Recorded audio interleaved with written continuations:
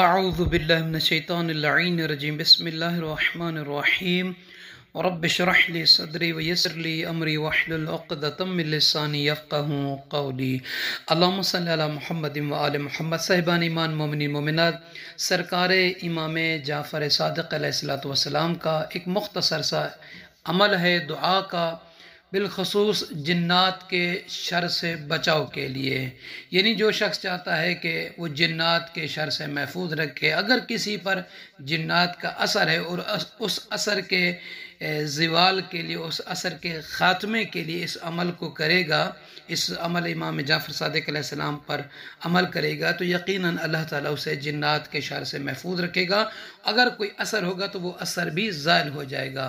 تو فرماتے ہیں کہ جنات کے شر سے بچنے کے لیے چاہیے کہ گھر میں مرغ، کبوتر اور بھیڑ بکری کا بچہ رکھیں، کیونکہ یہ جو چیزیں ہیں ان کے ساتھ جنات اور ان کے بچے کھیل کود میں مشغول ہوتے ہیں، جس کی وجہ سے صاحب گھر کی طرف وہ متوجہ نہیں ہوتے۔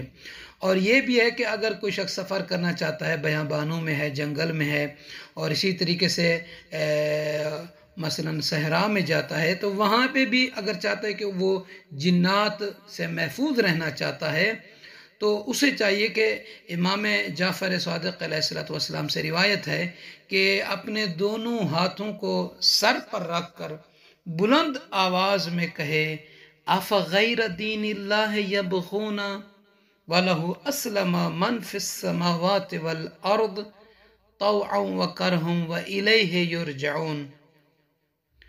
کیا وہ دین کے سوا کوئی دین تلاش کرتے ہیں جبکہ آسمانوں اور زمین کے رہنے والے خواہی نہ خواہی اس کے آگے جھکے ہوئے ہیں اور اس کی طرف پلٹیں گے۔ یہ مختصر سا جملہ ہے، اس کو سر پہ ہاتھ رکھ کر پڑھنا ہے۔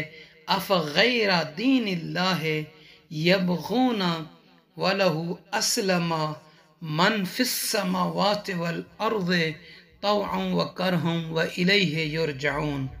اور اسی طریقے سے فرماتے ہیں کہ اگر بیابانوں کا سفر کر رہے ہیں، جنگلوں کا سفر کر رہے ہیں، وہاں پہ خوفناک مقامات ہوتے ہیں جس کے بارے میں کہتے ہیں کہ انسان کو پتہ نہیں چلتا کہ یہاں پہ کون سی چیزیں بسیرا ڈالے ہوئے ہیں، تو وہاں پہ جب آپ جائیں تو بلند آواز کے ساتھ آذان کہیں تو اللہ تعالیٰ آپ کو جنات سے محفوظ رکھے گا، جنات سے بچائے گا۔ تو مومنین سے عرض ہمیں اپنی دعا میں یاد فرمائیں گے۔ جزاک اللہ۔